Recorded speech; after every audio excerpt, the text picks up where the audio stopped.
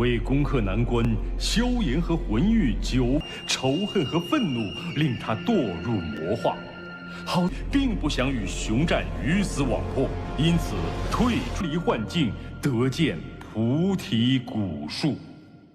Thời gian qua đi, không lâu sau khi bình minh ló dạng, cảnh tượng lúc này đã ở tại một khoảng sân rộng lớn của đan tháp. Lúc này, xung quanh nơi diễn ra cuộc tuyển chọn trưởng lão của đan tháp đã tập trung rất nhiều người, toàn bộ đều vô cùng chăm chú nhìn vào sân đấu. Không gian đột ngột vặn vẹo, 7 thân ảnh của 7 vị thuộc trưởng lão viện đột ngột xuất hiện, đám đông lập tức khom người nói, tham kiến trưởng lão. Khi họ vừa xuất hiện, Tiêu Viêm giật mình khi thấy 4 người ở giữa, 2 vị trung cấp bán thánh, 1 vị cao cấp bán thánh, còn có 1 vị hẳn là nhị tinh đấu thánh sơ kỳ. Nhìn họ, Tiêu Viêm thầm hít một hơi lạnh, nghĩ thầm lẩm bẩm, đan tháp có được thực lực này, khó trách có thể so sánh với hồn điện. Dược lão ở bên cạnh cũng chỉ thào nói, ở giữa kia là đại trưởng lão, so với lão, ta chỉ là tiểu bối mà thôi. Nghe vậy, Tiêu Viêm cũng chỉ biết âm thầm sợ hãi. Đúng lúc đó, vị đại trưởng lão dường như cảm nhận được ánh mắt của Tiêu Viêm. Đôi mắt thâm thúy của ông liếc về phía Tiêu Viêm, một luồng áp lực linh hồn vô hình ập tới. Tiêu Viêm giật mình cảm thán nói, linh hồn uy áp thật mạnh. Nhưng may mắn, Tiêu Viêm linh hồn lực rất cao, bởi vậy cũng không ảnh hưởng nhiều. Nhìn nam chính như vậy, vị đại trưởng lão kia cũng khẽ gật đầu. Sau đó, ông nhìn về phía xa rồi dõng dạc nói, hôm nay sẽ là ngày tuyển chọn trưởng lão. Quy củ trong đó, tất cả cũng đều nắm rõ rồi, ta không nhắc lại, ai luyện chế ra được đan dược có phẩm cấp tốt nhất sẽ là người thắng. Lời ông vừa dứt, từng bóng người bắt đầu bước ra sân. Thấy thế, Tiêu Viêm khẽ mỉm cười nhìn Dược lão nói, lão sư, đến lượt con rồi. Dứt lời, anh ấy tiến về phía trước và nhẹ nhàng đáp xuống khoảng sân rộng lớn. Sự xuất hiện của một người trẻ tuổi như Tiêu Viêm lập tức gây xôn xao. Đại trưởng lão phải lên tiếng giải thích nói, vị hậu sinh này tên là Tiêu Viêm, là đệ tử của Dược Trần, đồng thời cũng là quán quân của đan hội. Dựa theo quy củ, hắn có đủ tư cách tham gia. Nghe vậy, đám đông bắt đầu lẩm bẩm nói, không thể ngờ được lão già Dược Trần kia lại thu nhận đệ tử. Thế nhưng, lần chọn lựa trưởng lão này cũng không phải chuyện chơi đùa, hay là Dược Trần cố ý muốn cho hắn tham gia để lấy kinh nghiệm. Nghe vậy phía xa, Tiêu Viêm hoàn toàn không thèm để ý, chỉ từ từ nhắm hai mắt dưỡng thần. Khi tất cả đã vào vị trí, đại trưởng lão hô, chư vị nếu như đã chuẩn bị xong, như vậy liền bắt đầu đi. Lời ông vừa dứt, không khí lập tức căng thẳng, hàng loạt tiếng động vang lên. Các luyện dược sư lôi ra dược đỉnh của mình bắt đầu khai hỏa. Nhất thời, từ ngọn hỏa diễm đủ màu sắc bốc lên, nhiệt độ quảng trường tăng vọt. Giữa khung cảnh đó, Tiêu Viêm lại không lấy ra dược đỉnh, chỉ thấy anh ấy chậm rãi vươn hai tay, một ngọn lửa màu nâu tím mang theo chút trắng đục bốc lên, rồi bành trướng dữ dội tạo thành một cái dược đỉnh. Trong này lập tức thu hút mọi ánh mắt kinh ngạc, bởi vì họ biết đây chính là dị hỏa. Hơn nữa, khả năng khống chế hỏa diễm là vô cùng ảo diệu. Hậu lão quái thấy hành động của Tiêu Viêm cũng cười lạnh một tiếng nói, chỉ giỏi khoe khoang, hậu bối đúng là hậu bối. Còn Tiêu Viêm, anh ấy ngưng tụ xong hỏa đỉnh lại tiếp tục nhắm mắt lại. Khi Tiêu Viêm mở mắt, một hạt châu màu xanh biếc hiện ra, nhìn nó, Huyền công tử giật mình hỏi, Bồ đề tử, hắn muốn luyện chế Bồ đề đan sao? Bên cạnh, Huyền Y lập tức nhíu mày đáp, Bồ đề đan cao nhất cũng chỉ là cửu sắc đan lôi, nếu muốn thắng hậu lão quái, e là có chút khó khăn. Nghe vậy, Dược lão chỉ có thể trấn an nói, yên tâm đi, tiểu tử này có quyết định của riêng mình. Lời Dược lão vừa dứt, phía xa, Tiêu Viêm vung tay, hàng nghìn gốc dược liệu bay ra, liên tục chui vào hỏa đỉnh. Phía xa thấy thế, Huyền công tử lại lẩm bẩm, nhiều dược liệu như vậy đã vượt qua số lượng để luyện chế Bồ đề đan, hắn tới cuối cùng là muốn làm gì? Nói đến đây, ông bắt đầu thở dài, ánh mắt chăm chú một lần nữa hướng về phía Tiêu Viêm. Cứ thế, nương theo hành động của từng người, thời gian nhanh chóng trôi qua. Trong mấy chốc đã tới 10 ngày, một số người bắt đầu có dấu hiệu thành đan.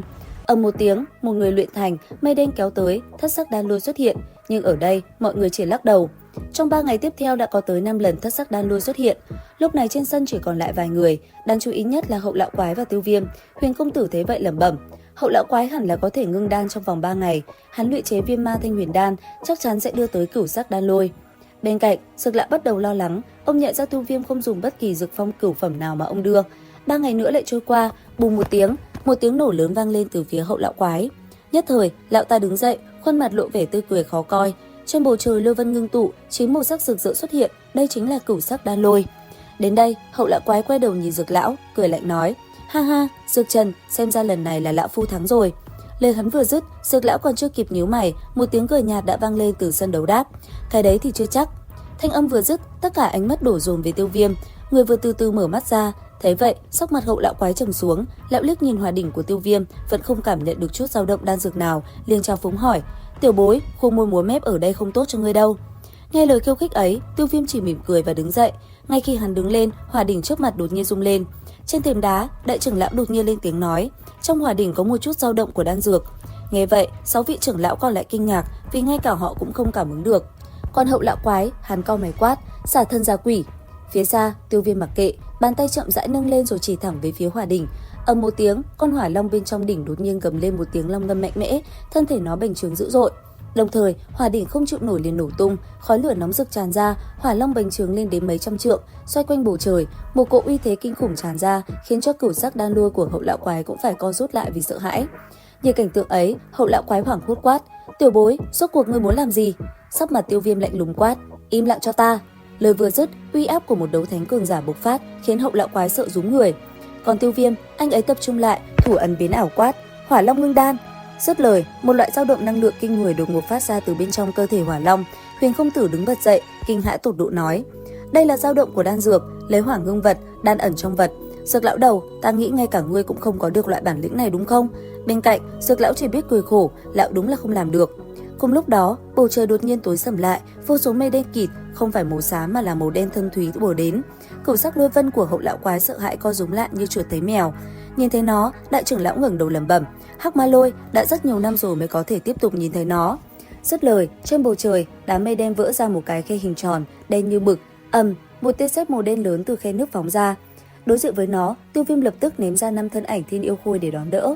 Thế nhưng, khi thiên yêu khôi vừa va chạm với lôi điện, chỉ thấy bùm một tiếng, cả năm đều bị nổ tung giữa hư không. Đến đây, Tiêu Viêm nắm chặt tay, năng lượng trong thiên địa lập tức hội tụ vào nắm tay. Trong ánh mắt khiếp sợ của mọi người, Tiêu Viêm gầm lên quát: "Phá cho ta!" Dứt lời, anh ấy liền đấm một quyền thẳng vào cột sét hắc ma lôi. Hai bên va chạm, một cơn bão năng lượng hủy diệt quét ra, không gian trong phạm vi ngàn trượng vỡ vụn thành một màu đen sậm. Cơn bão quét qua, cửu sắc đan lôi trên đầu Hậu lão quái cũng bị cuốn phăng đi, biến mất không dấu vết. Khuôn mặt Hậu lão quái trở nên vô cùng khó coi. Các trưởng lão trên đài chấn động. Sinh đại trưởng lão, ông thản nhiên nói: "Thực lực của Tiêu Viêm là nhất tinh đấu thánh sơ kỳ, muốn ứng phó một đạo hắc ma lôi cũng không phải việc gì khó." Bên cạnh, 6 vị trưởng lão còn lại hít một hơi lạnh, họ không ngờ tuổi trẻ như vậy đã là đấu thánh. Ít lâu sau bão tan, Tiêu Viêm vẫn lơ lửng trên trời, không một chút tổn thương, mây đen cũng từ từ tiêu tán, hỏa long trên trời gầm lên lần cuối rồi chạy trốn về phía chân trời. Nhìn nó, Tiêu Viêm cười lớn nói: "Chạy đi đâu?" Dứt lời, anh ấy đã liền bay đi. Thấy vậy, hỏa long liền quay đầu lại công kích Tiêu Viêm. Khoảnh khắc quyền cước cùng hỏa long va chạm, chỉ thấy uỳnh một tiếng, nó liền bị đánh văng ra xa. Thế nhưng đột nhiên nó lại biến hình hóa thành Tiêu Viêm. Nhìn thấy thế, Tiêu Viêm sửng sốt rồi bật cười lẩm bẩm: "Thú vị, đây là cửu phẩm bảo đan sao? Quả nhiên có thể biến thành nhân hình." Dứt lời, Tiêu Viêm liền vươn tay chụp lấy, phong tỏa nó lại. Phía xa, ảo ảnh kia run rẩy rồi thu nhỏ, cuối cùng hóa thành một viên đan dược màu xanh biếc. Tiêu Viêm hạ xuống, ánh mắt đảo qua khuôn mặt trắng xanh của Hậu lão quái. Đồng thời, một vị trưởng lão lên tiếng quát: "Hai vị, xin báo ra tác dụng của đan dược mình luyện chế." Hậu lão quái kiêu ngạo đáp: "Của ta là viên ma thanh huyền đan, bát phẩm đan dược cửu sắc đan lôi, có tỷ lệ nhất định thúc đẩy đấu khí hệ hỏa biến dị." Còn Tiêu Viêm, anh ấy mỉm cười nói: "Bồ đề đại hoàn đan, cửu phẩm bảo đan, công hiệu của nó tương tự với bồ đề đan, chẳng qua nó có thể đề cao gấp đôi xác suất so với bồ đề đan." Nghe được thanh âm này, xung quanh lập tức vang lên tiếng kinh hô. Bồ đề đan vốn tăng khoảng 2 thành xác suất đột phá bán thánh, gấp đôi lên chính là gần 5 thành, gần 50% cơ hội, đây là con số không ngờ. Phía xa, đại trưởng lão cũng hít thở thật sâu, cuối cùng chậm rãi tuyên bố: "Phẩm chất của bồ đề đại hoàn đan vượt xa viên ma thanh huyền đan, vì vậy người thắng cuối cùng của lần tuyển chọn này là Tiêu Viêm. Tiêu Viêm, từ nay trở đi ngươi sẽ là trưởng lão của Tiểu Đan Tháp, ngươi và Dực Trần đi theo lão phu, chúng ta cũng nên bàn bạc một số chuyện." Và liệu rằng tiếp theo tập 174 sẽ còn gì hấp dẫn? Theo dõi kênh YouTube Review 5 phút để biết thêm chi tiết các bạn nhé. Xin chào và hẹn gặp lại.